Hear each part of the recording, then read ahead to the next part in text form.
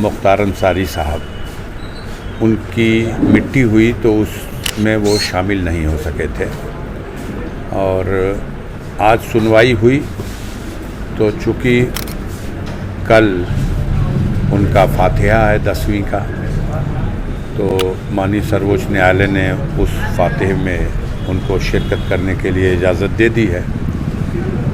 अब रमज़ान का महीना है, फजर की अज़ान लोगों से ये अपील करेंगे कि इस मौके पर अनावश्यक भीड़ भाड़ की भी ज़रूरत नहीं है। जो सगे संबंधी हैं, रिश्ते नाते वाले हैं, हमारे पड़ोसी हैं, बस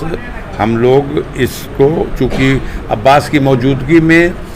बहुत भीड़ भाड़ लगे और एक फिर कोई ना कोई इस बात को लेकर के प्रशासन या किसी के लिए एक तनाव बने, हम ऐसा नहीं चाहेंगे। हम अपील करेंगे, सबसे मेरी गुजारिश होगी आपके माध्यम से कि सब लोग इसमें सहयोग करें। इसको आज जो है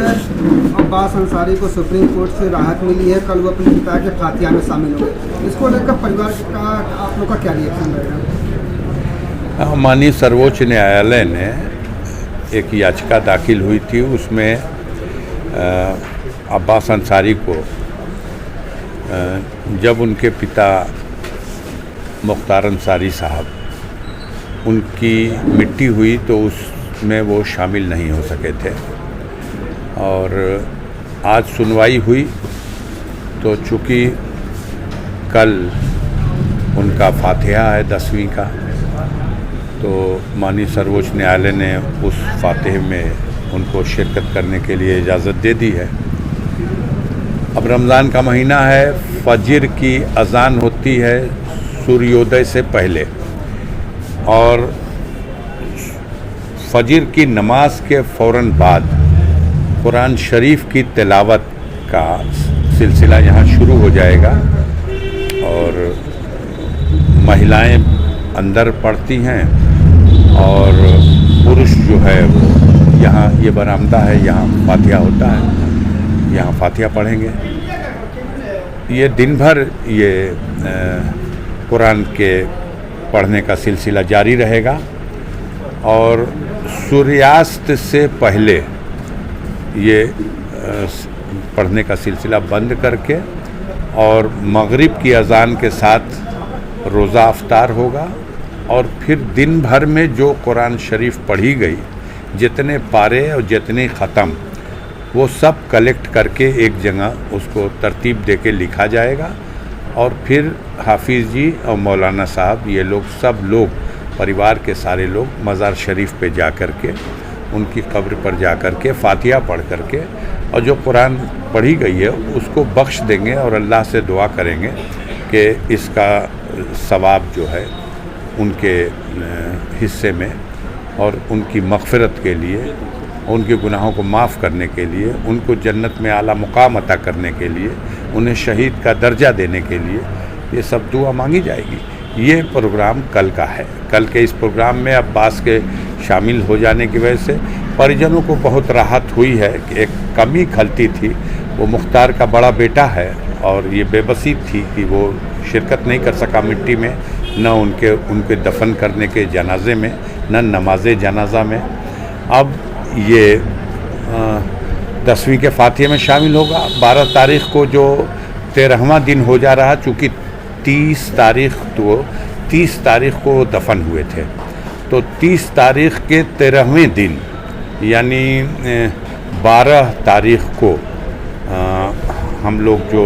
उनके मग़फ़िरत के लिए दुआए ख़ास यहाँ फैमिली के सारे लोग करेंगे, उसमें भी वो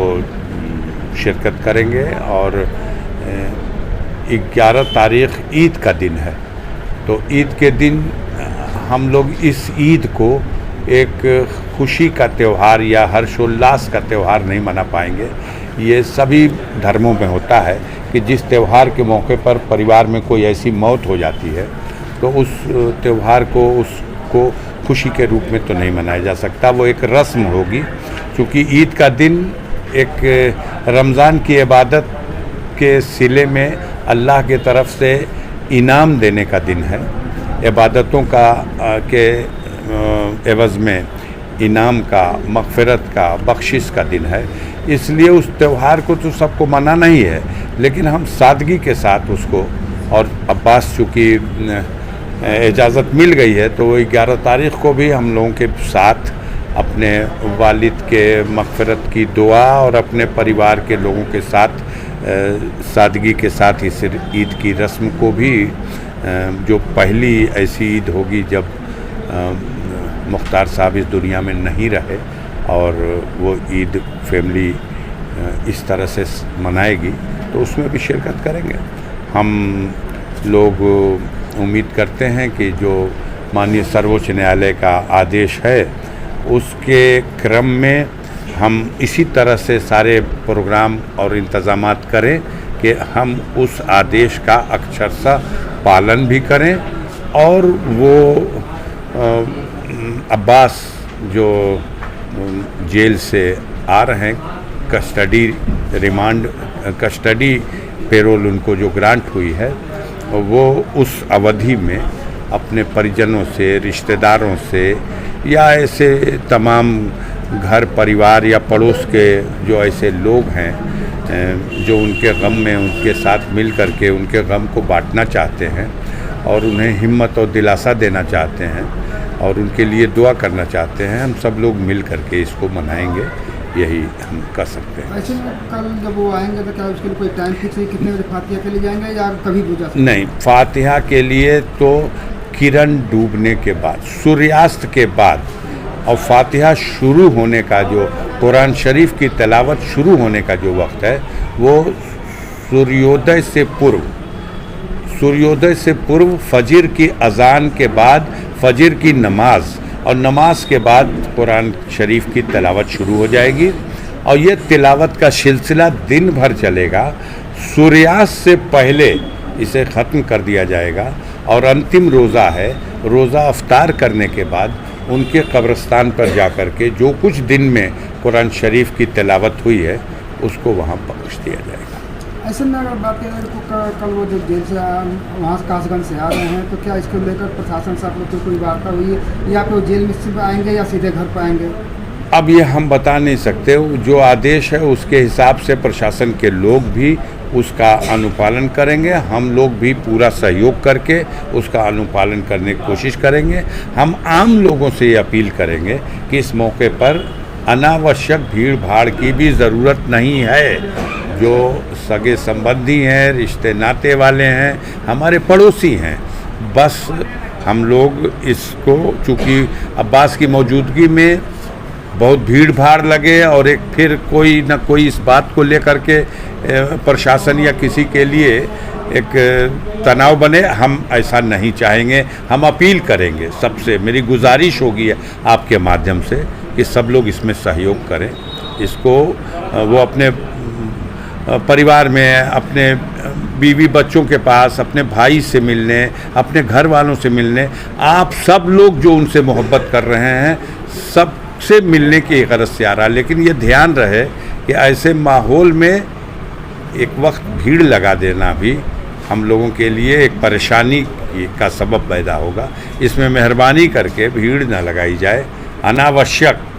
कोई ऐसा काम न किया जाए, कोई किसी तरह की अपनी तरफ से ऐसी हरकत न की जाए जो किसी को शिकायत करने का किसी तरह का कोई मौका मिले, क्योंकि अदालत के आदेश से ये सहूलत मिली हुई है, तो हमें अदालत के आदेश का भी सम्मान करना है और अपना जो आ रहा है एक परिवार का एक सदस्य, उसके गम को हमें बांटने की कोशिश करना है, उसे दिलासा देना है। उसके वालिद मोहतरम का इंतकाल हुआ है और वो पहली बार आ रहा, हम समझ सकते हैं उसके दिल पर क्या बीत रही होगी। तो हम सब लोगों को इस बात का लिहाज रखना है। बहुत बहुत शुक्रिया।